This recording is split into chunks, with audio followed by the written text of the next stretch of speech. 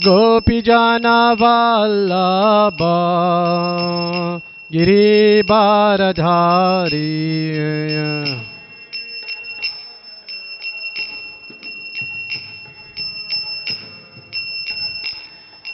Yashodanandana Brajajana Ranjana Yasha Jamuna Tira Vanachari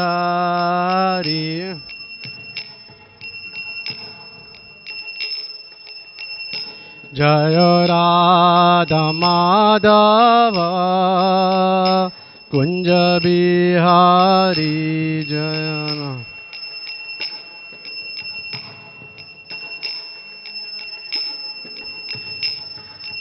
Gopijana Vallabha Girivaradhari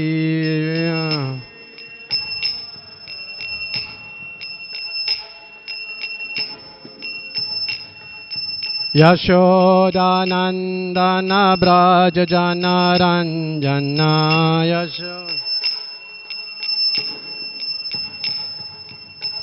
Jamuna Tira Vanachari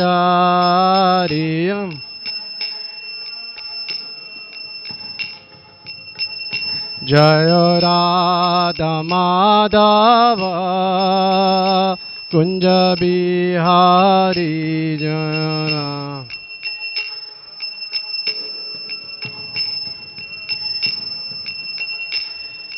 Gopijana Vallabha Girivaradhari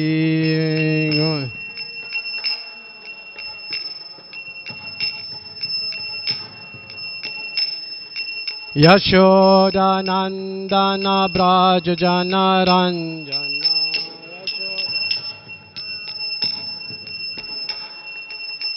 Jamuna Tira Vanachari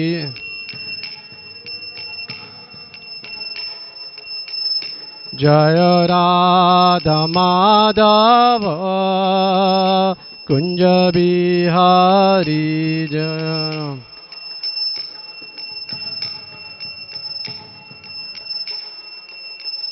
Jaya Radha Madhava Kunja Bihari Jaya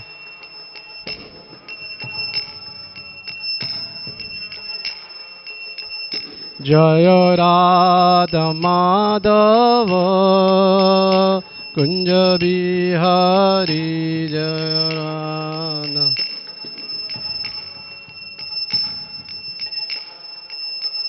Jaya Radha Madhava Kunja Bihari Jaya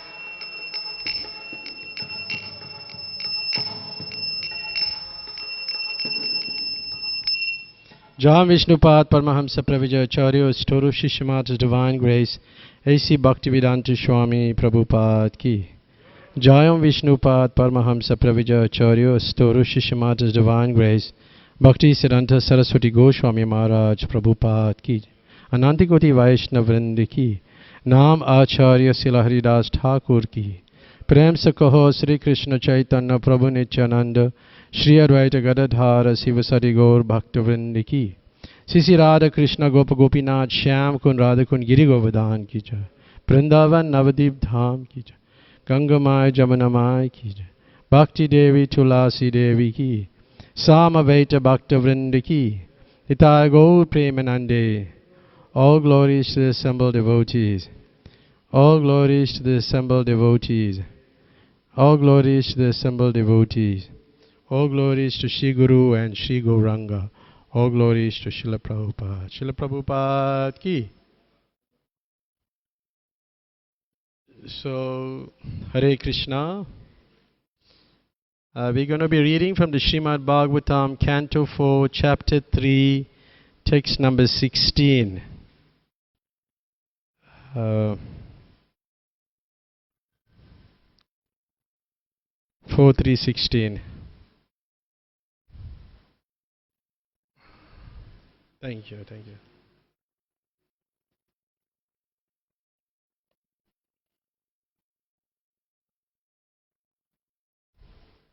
Om Namo Bhagavate Vasudevaya.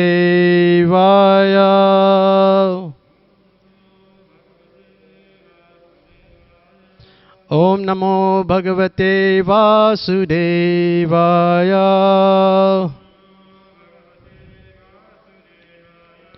Om Namo Bhagavate Vasudevaya.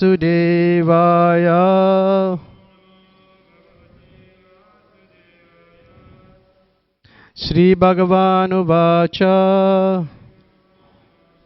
Tvayoditam Sobaname Vasobane. Anahuta apyabiyanti bandasu.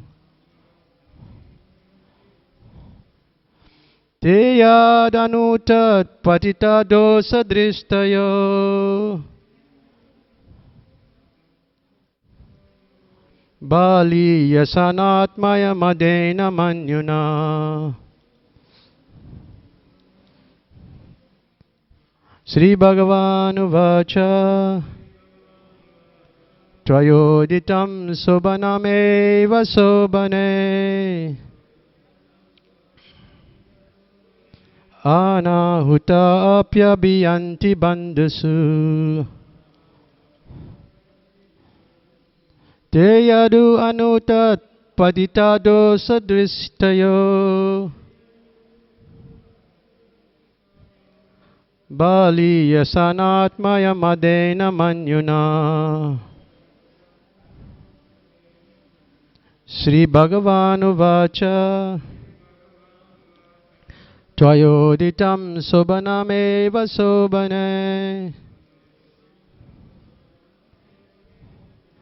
Anahuta apyabiyanti bandasu. Teyadu anut padita dosa dristayo. Bali yasanatmaya madena manyuna. Sri Bhagavanu Vacha. Tvayoditam sobaname vasobane. Anahuta apyabiyanti bandasu. Teyadu anut padita dosa dristayo. Bali yasanatmaya madena manyuna.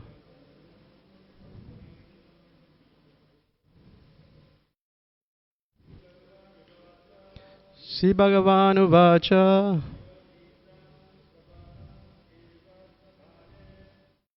Tvayoditam sobaname vasobane. Anahuta apyabiyanti bandasu. Teyadu anutat padita dosa dristayo. Bala yasanatmaya madena manyuna. Sri Bhagavanu Vacha. Tvayoditam sobanam eva sobane. Anahuta abhyanta ban.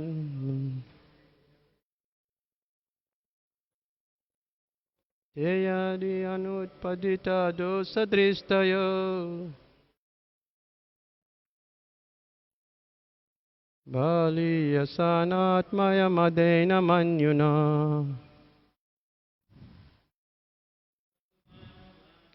Sri Bhagavanu Vacha.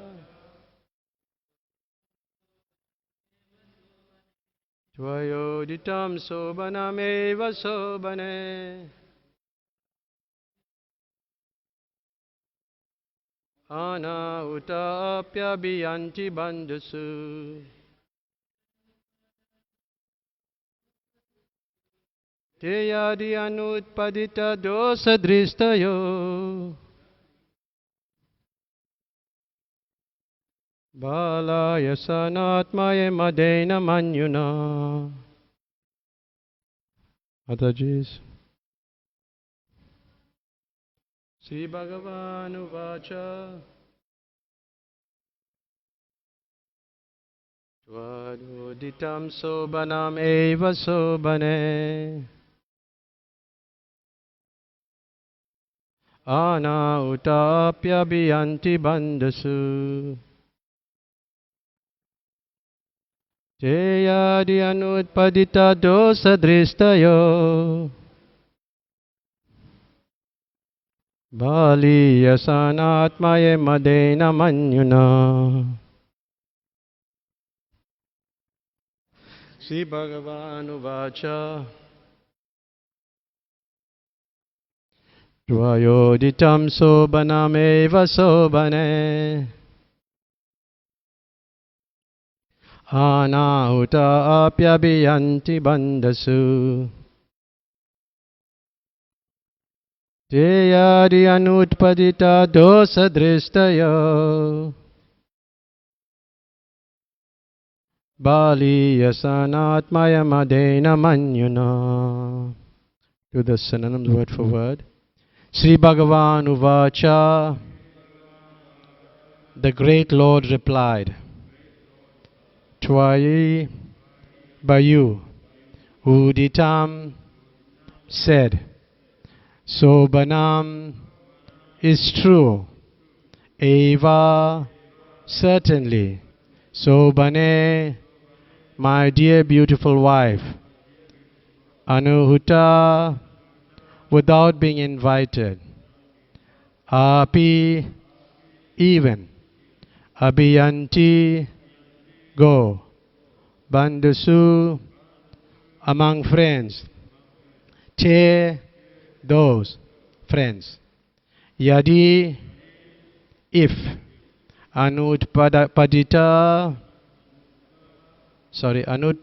dosa dristaya, not finding fault, Baliyasa, more important, Anatmaya madena, by pride caused by identification with the body. Manyuna, by anger. Translation. The great Lord replied, My dear beautiful wife, you have said that one may go to a friend's house without being invited. And this is true, provided such friend does not find fault with a guest because of bodily identification and thereby become angry towards him. Purport by His Divine Grace A.C. Bhaktivedanta Swami Prabhupada. Lord Shiva could foresee that as soon as Sati reached the father's house, her father, Daksha, being too puffed up because of bodily identification, would be angry at her presence. And although she was innocent and faultless, would be mercifully mercilessly angry towards her. Lord Shiva warned that since the father was too puffed up by material possessions, he would be angry, and this would be intolerable for her. Therefore, it was better that she not go. This fact was already experienced by Lord Shiva, because although Lord Shiva was faultless, Daksha had cursed him in so many harsh words. The translation again. The great Lord replied, My dear beautiful wife, you have said that one may go to a friend's house without being invited, and this is true, provided such a friend does not find fault with the guest because of his bodily identification and thereby become angry towards him. So this is a very short purport in this particular chapter, and there are many verses that doesn't have purports also in this particular chapter. But looking at the word for word, here it is being said that the Lord Shiva is speaking, and he's saying that one can go to a friend's house provided there's no criticism. And that is interesting because there are different levels of friendship also. Even in the pastimes of Lord Krishna, there are different levels of friends, and their intimacy with Krishna is a little different. Some are deep, and some are very deep, like Subal and Sridham. They're very deep friends, so they can even go close to Radhakund. So Vishwanath Chakravarti Thakur in the 5th chapter of the Bhagavad Gita, text 29, Bhaktaram Yagya Tapasam, that verse, it talks about Krishna is the well-wishing friend of everyone. So he's a well-wishing friend. Because Krishna is our natural friend. He's actually the best friend. Suhridam Sarva Bhutanam. So then you get friendship that is like official. It's called Bandhu, official friendship. Then you get Mitra, which is like social friendship. And then you get Suhirt, which means a friend that sincerely wants your happiness. So a Suhirt is a real friend, and Prabhupada in a lecture in Seattle in 1968 was speaking on this subject matter. But Lord Shiva had insight, and being intuitive, he had insight that yes, that in the if she has to go, then there will be some consequences or repercussions that will be detrimental to her. So he's kind of warning her. So I took this verse to mean, or this verse specifically to mean, following the instructions of the spiritual master, or disobeying the instructions of the spiritual master. Because the husband is considered to be the guru of the wife. So Suhirt means he desires he is really concerned about you. He's concerned about your happiness. He's sincerely concerned. Because you have different levels of friendship, and you probably experience it even with devotees. Not everybody is your very intimate friend. But Krishna is the best friend. Because as Paramatma, he is doing friendly activities. He's following you in every step. So as a super soul, he is with you. He's even in the cats and dogs. And also he sends a bona fide spiritual master to surrender to you. He's coming down, he's coming as incarnation, he's coming as a devotee, Lord Chaitanya. So he's helping in so many ways. But still, Prabhupada was pointing out that we may be foolish and we may not accept that. And sometimes we think we're the best friend and everything is under my control. That's another challenge. Because we have to have that understanding that Krishna is the best friend. But he can use me as an instrument to help the person. But the person who is helping must have that understanding that Krishna is the best friend of all living entities. So that was one point that I was looking at. The verse speaks about fault, and it's pointing out that she was faultless. Faultless.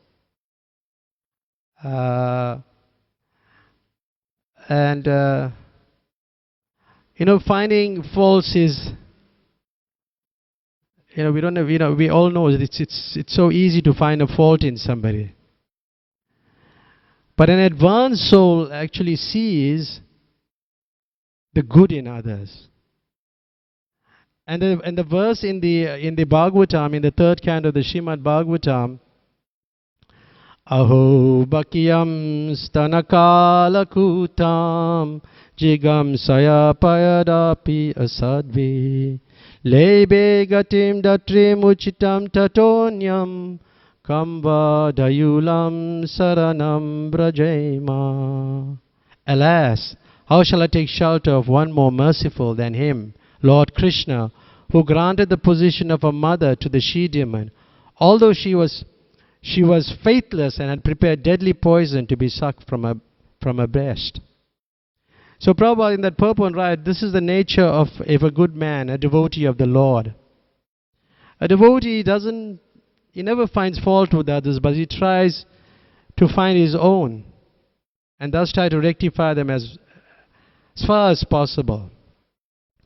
And one, just like this Putana was the demon, but still Krishna looked at the good side.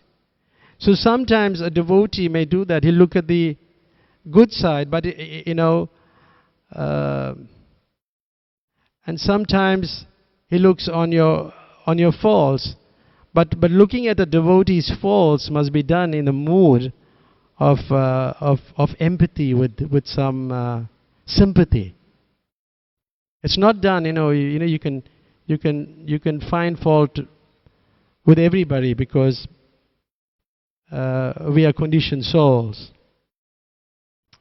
So the mood is important. Sometimes people get so angry when they're trying to correct you that you actually can't hear them because they're shouting so much.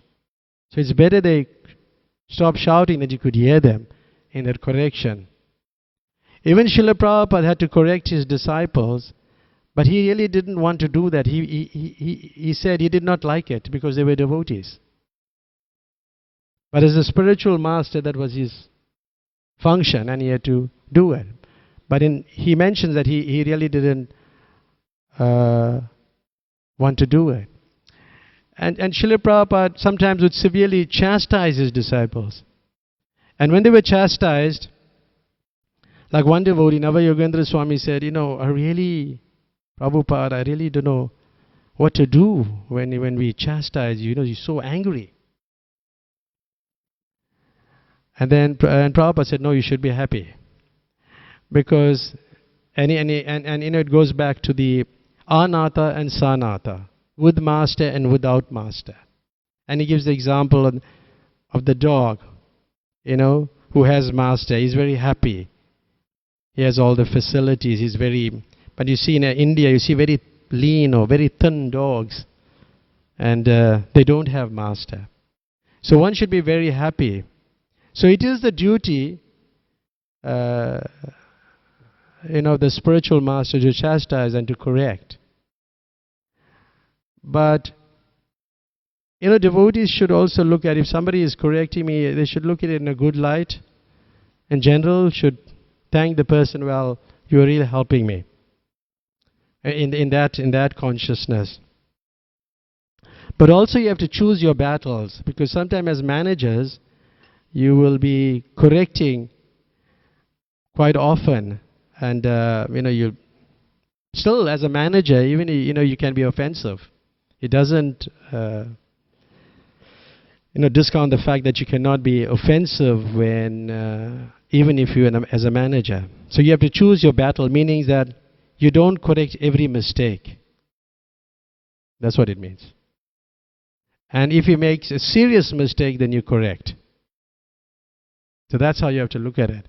So, there is so many, so much of details in correction. And you would see, the consciousness of Maharaj Yudhisthira. Like when when Gandhari and Dhritarashtra left the palace, because he was taking care of them after the battle, they left.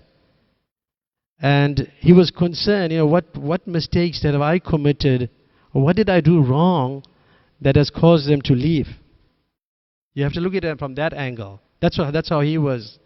He thought of his own misdeeds rather than thinking of the misdeeds of others. So this is a good way of looking or seeing good in others. And even Srila Prabhupada or Bhaktisiddhanta Saraswati Thakur, if you read their biographies and study it more deeply, you'd find that even Bhaktisiddhanta Saraswati Thakur took the good out of the person. Sometimes some people came to do business with him, and he said he's a businessman. But still, he gave them a lot of time for them to become pure in Krishna consciousness. Even like we are reading from the Juhu story of Mr. Naya, the Mr. Naya was also a demon. But then the devotee saw, what will happen to him? He may become a snake in the next life. But no, Prabhupada said he'll take birth as a human being. Because Krishna would see that he came to give this land for the temple. Sisi Raghunath ki. So Krishna will see that he came to give this land to build the temple. He will see that side of it. So one has to be very conscious or very careful as to correcting others and how it's done and the consciousness it's done. Now you see here, very tactfully, Lord Shiva is saying, my beautiful wife, with good words. But be careful. We can see the mood and it's done. And Daksha should have been pleased that his daughter will be coming to him to get his association. Many years ago, probably 43 years ago, I read a book called Sons and Lovers. In it is said, a son is a son till he takes him a wife, but a daughter is a daughter for the whole of her life. So the daughter is always attached to the father. But you see in this instance that the father, because, and Prabhupada writes it there, he says, well, it's in the verse itself. He said, because of bodily identification and thereby become angry. Anyway, the daughter is generally very much loved by the father. There's a great, there's a strong bonding for some reason. Even you find that in Krishna's pastime. It's Mari Yashoda, Yashoda Nandana. Mari Yashoda is attached to Krishna and Krishna is attached to Mari Yashoda. And you find with Radharani is attached to King Vrishabhanu. So one has to be very careful, especially in fault finding. And this verse warns us finding fault.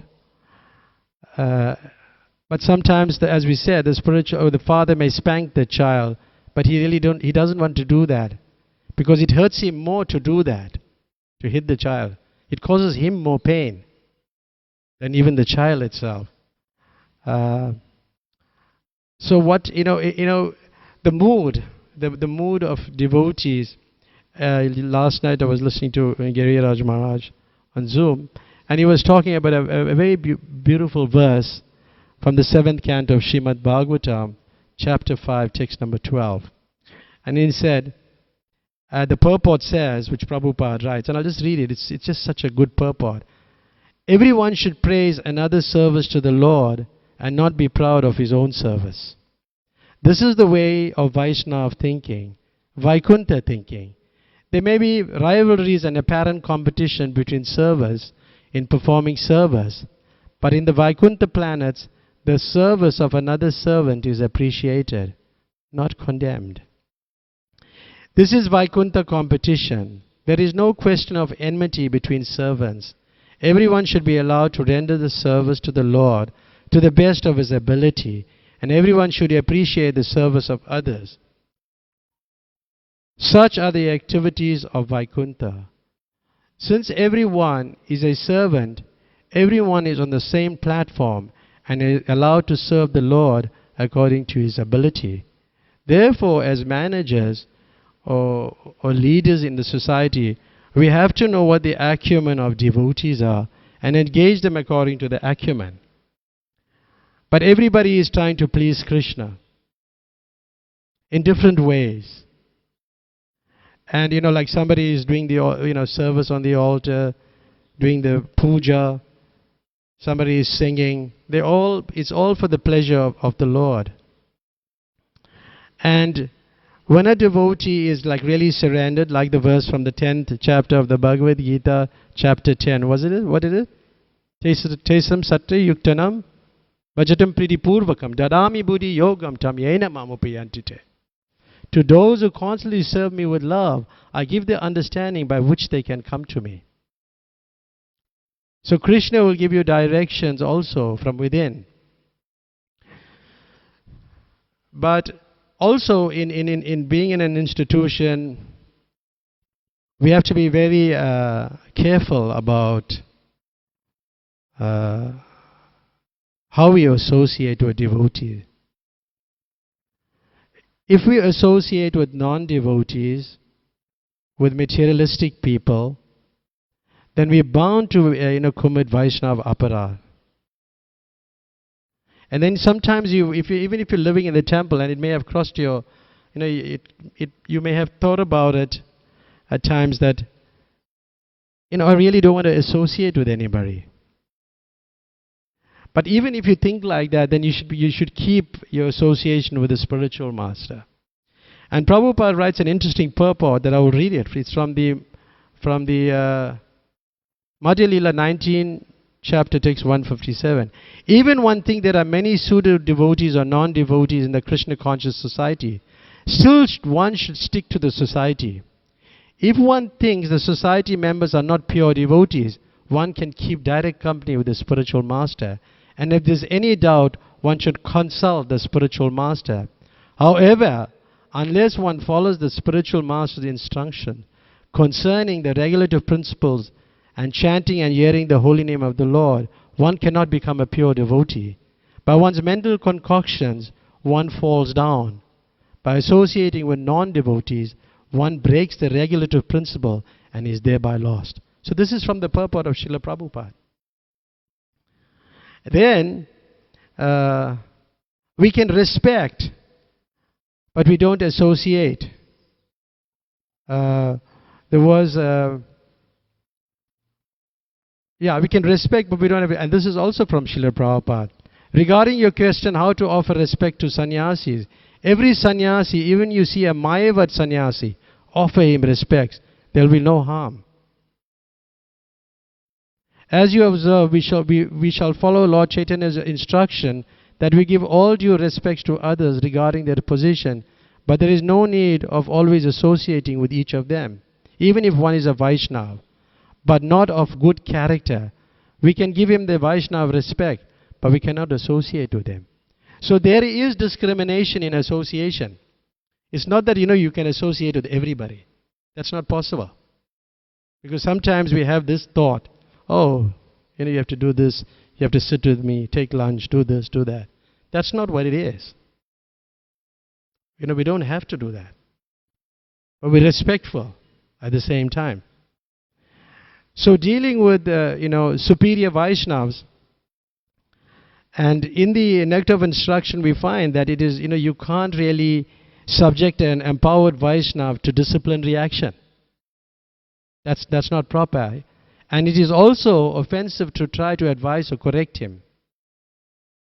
And how do you gauge somebody is a neophyte Vaishnava and an advanced Vaishnava? How would you? That's your next question. So Prabhupada, he clarifies that. He says, yes, that Vaishnava is always situated as a spiritual master. And the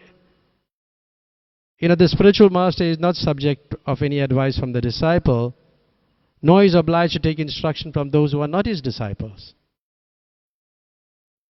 So these are all in Prabhupada books, and generally, if you're fault finding, the tendency to be angry is very great. And anger, where does it come from? Where does anger come from? Lust. So lust is more subtle than wrath, than anger. Because a man's lusty intentions can go undetected. So if that lust cannot be satisfied, then it turns into anger. So it's very difficult to control lust. But one has to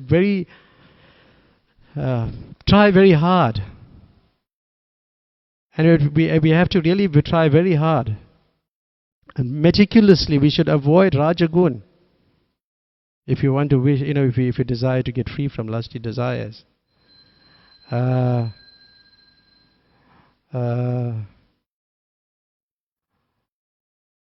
is so many details in Krishna consciousness. And sometimes it's important to know the instructions and how to apply a certain regulation, a rule at a certain time. And that will depend on the devotee himself, when you will apply a certain rule. I may apply something now that you may feel it's wrong. Like for example, I'll give you that when the curtain opens, I don't bow down because I'm hearing the lecture. So when I'm hearing the lecture, that is higher than bowing down. So that's not an offense. You have to know what is a higher rule and what is a lesser rule.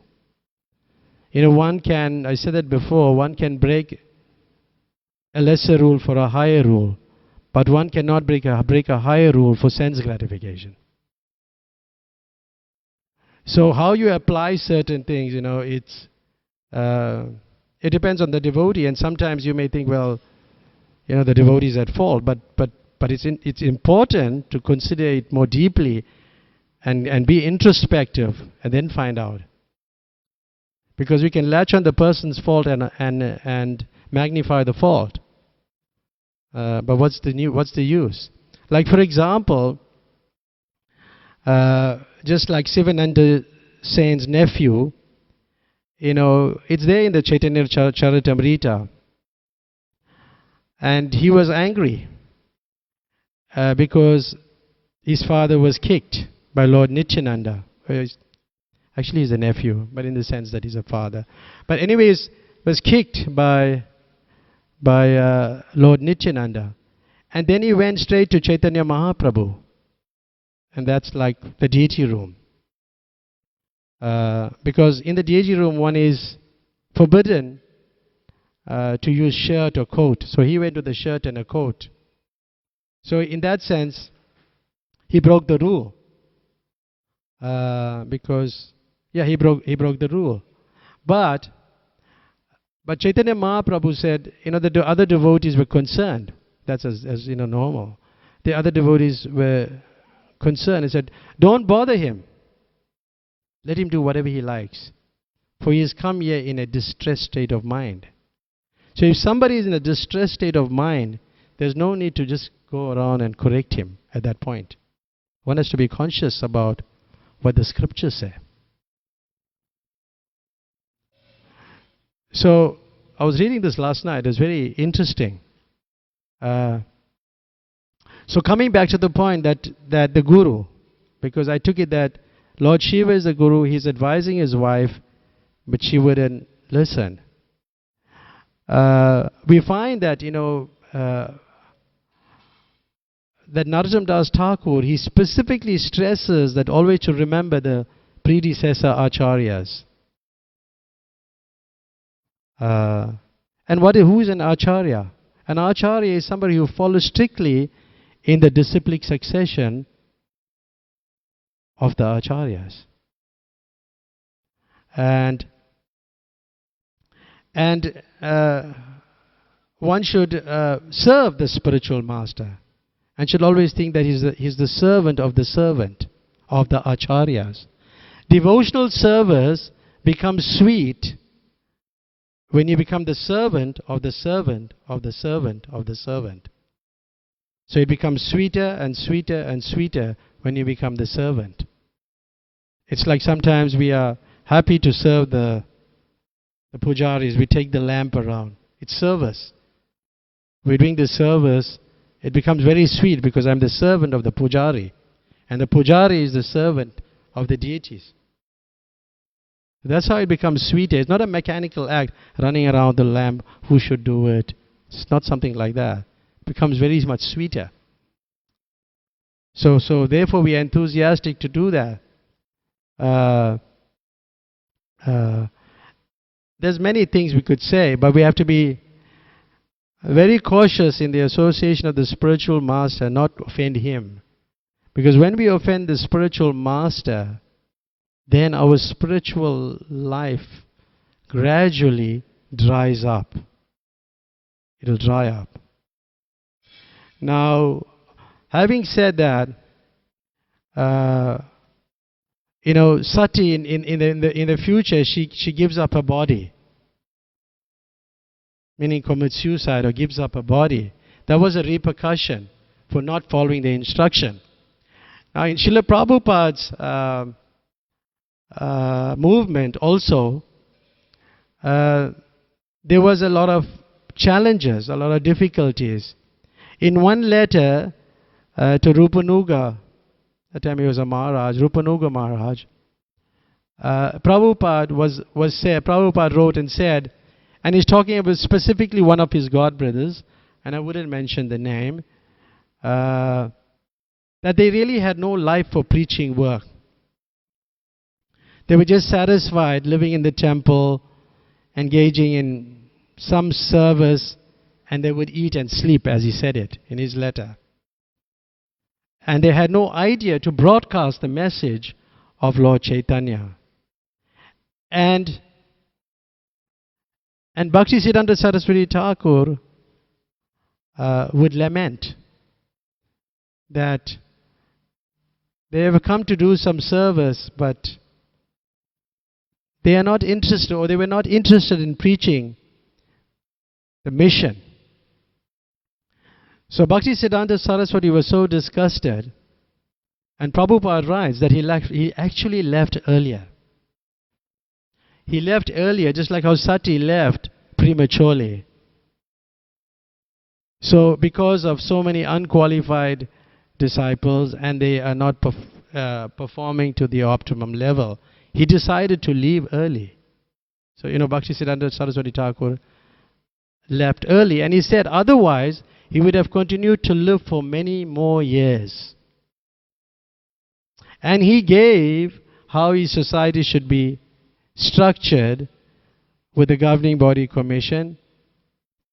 And he commented in that letter that specifically the one person was disobeying the orders of Bhaktisiddhanta Saraswati Thakur. He was disobeying the orders. And therefore, everything had fallen apart after the demise or the departure of Bhaktisiddhanta Saraswati Thakur. So, Prabhupada writes that actually, amongst my god brothers, no one was qualified to become an acharya. So there again, we have to choose who we have to associate with. And Prabhupada says towards the end of that letter, we shall be very careful about them. He's talking about a few of his god brothers, and not mix with them. This is my instruction to you all. They cannot help us in our movement, but they are very competent to harm our natural progress. So we must be very careful about them. So this is an instruction, because we have to follow what Srila Prabhupada said. Just like Sati didn't follow the instruction of her husband, that led to her premature demise. So similarly, if we don't follow the instructions of Prabhupada, it will also lead to the destruction of his movement. When I was reading this letter, I was just thinking, what an interesting letter by Srila Prabhupada. And I was connecting it to this particular verse.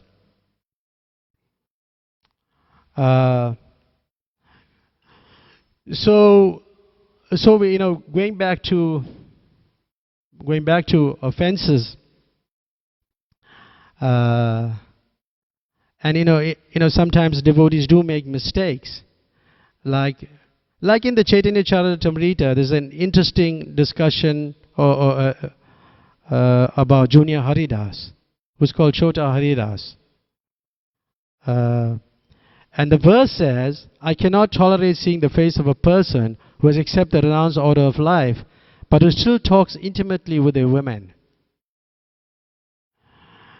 So, Junior Haridas was a renounced person. And he was not meant to associate, and it was not such a big thing that, he just associated. But Lord Chaitanya saw it in a very different way. And Chaitanya Mahaprabhu became angry. On the one hand, earlier on we were describing with Sivananda saying nephew, he looked at it differently. But in this case, he became angry. He was persistently angry. But the reason being is, then again we have to understand, because he is the independent Supreme Personality of Godhead. That That's why his mood of anger, as he writes it, at present Chaitanya Mahaprabhu is persisting in his mood of anger because he is the independent Supreme Personality of Godhead. So he was very angry, and Junior Haridas left. He actually left the association of Chaitanya Mahaprabhu. And then subsequently he went to Prayag, and then he committed suicide. He gave up his body. He gave up his body. And then, but then Chaitanya Mahaprabhu was inquiring about Junior Haridas.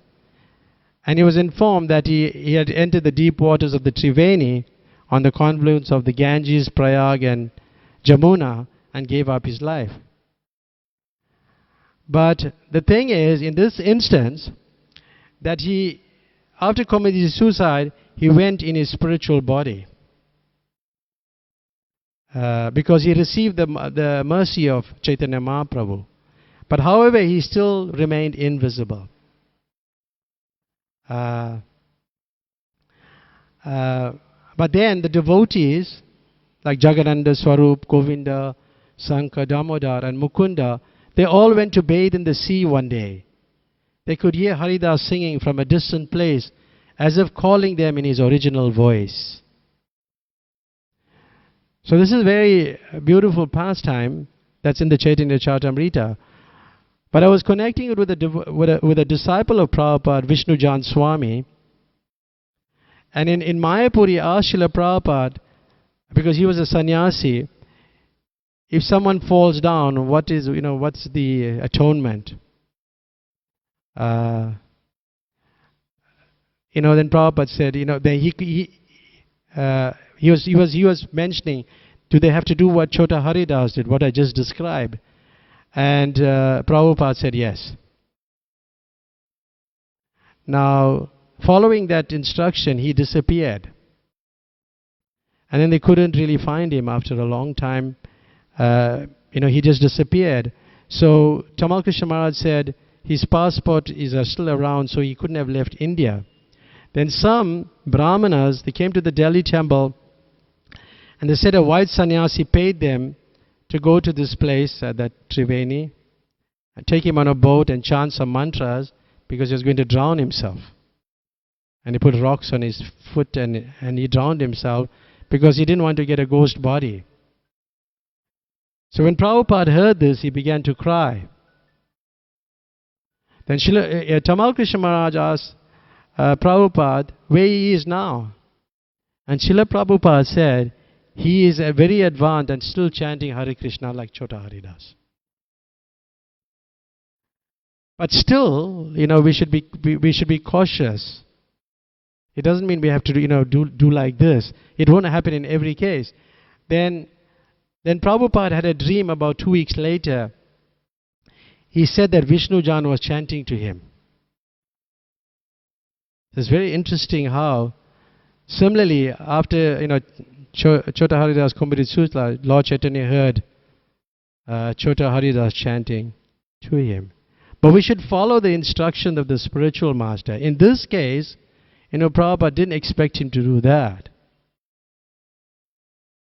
So he may have followed that instruction, but one has to be, even if one gets an instruction from the spiritual master, he has to deliberate on it and check. If he's not certain or not sure, consult the spiritual master. That is important. And we find in the pastimes of Sati and Lord Shiva that she was consulting in a way that must go her way. So that's also not a good mood to find out about things.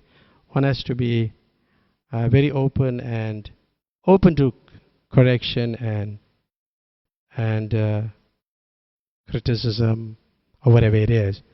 There was a disciple of Dharma, his name was Dharma Prabhu, Dharma. He was a disciple of Bhakti Tirtha Swami. He lived in the temple here. He's from Nigeria. And he was involved in some activity like in some drug dealing in Nigeria. And he left and he took shelter probably in Bombay, and he came here. But the instruction of his spiritual master was for him never to go back to Nigeria. But he didn't follow that instruction. When he went there, he was killed. So I'm just giving these examples at how we should follow the instruction of the spiritual master. It's very important. And if we don't, then it can be detrimental to our spiritual advancement. So we have a few minutes. Maybe I can take one or two questions. So thank you very much. Hare Krishna. Any questions or comments? Anybody want to add anything or subtract what I said? But there's another, I'll just go, if nobody's asking anything, I got 3 minutes or 4 minutes. This is another pastime in the Chaitanya Charitamrita which talk about Amoga Leela. And Amoga Leela was actually a fault finder. And in one instance he was fault finding on Lord Chaitanya. He would look in and see how much the sannyasi is eating. And then he would fault find, how is he eating so much? Because sometimes this isn't, you also get these type of, even in us, we may feed a devotee and they say, oh, look at how much he eats. So it's also not very good. So finding fault like that on Lord Chaitanya, but the parents actually Amoga Leela's wife's name was Sati, and Sati's parents were very upset. It's there in the Chaitanya Charitamrita, in Madhya Leela chapter 15. Sarvabhauma Bhattacharya. After all, Amoga is your son-in-law, is a child. So what is his fault? Why are you fasting and why are you angry? So the background is that Sarvabhauma Bhattacharya and his wife became very upset the way the Lord was treated. And then they started fasting. But when the message went to Lord Chaitanya, he dealt with it differently. Therefore, everything is not a cut and dry case. Everything will be applicable according to time, place and circumstance. And a devotee has to know when to apply it. And here we see that the way he dealt with the situation, he said, after Amoga, your son-in-law is a child, so what is the fault? Why are you fasting and why are you angry? Just get up and take your bath and go see the face of the Lord. Catching hold of Sri Chaitanya Mahaprabhu's lotus feet, the Bhattacharya said, why did you bring Amoga back to life? It would have been better that he died, because he was suffering from cholera. And Sri Chaitanya Mahaprabhu gives a very nice response, and his answer was, Amoga is a child and your son. Now listen to this. The father does not take the faults of his son seriously, especially when he is maintaining him. So, now that he's become a Vaishnava, he is offenseless. You can bestow your mercy upon him without hesitation. So we have to, this is the answer that Mahaprabhu gives. He does not take the fault. But our purport, this is what we started with, and we'll round up. Our purport was talking about, and I'll just read the verse again, and I got 1 minute.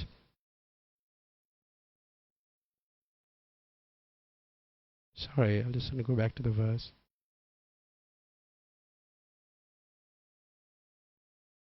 The great Lord replied, my dear beautiful wife, you have said that one may go to a friend's house without being invited, and this is true, provided such a friend does not find fault with a guest because of bodily identification and thereby become angry towards him.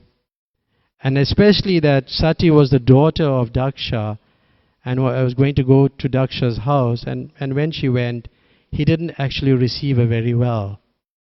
And this is due to bodily identification. When one identifies with the body and became and also offended Lord Shiva in many ways. So we have to be very, very cautious and careful about associating with devotees and being careful that we don't offend others. Hare Krishna. So it's 8:30 exactly. Hare Krishna. Thank you very much. Srila Prabhupada ki.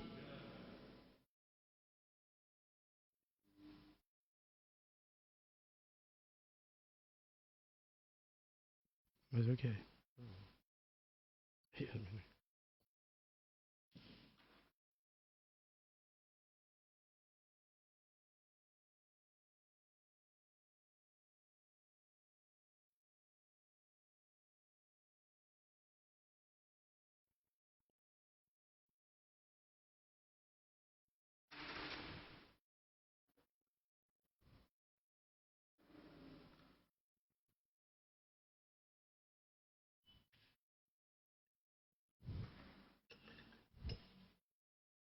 Paripavani, I got this packet there for you. Try that grapes out there. See, it's sweet. I offered it anyway.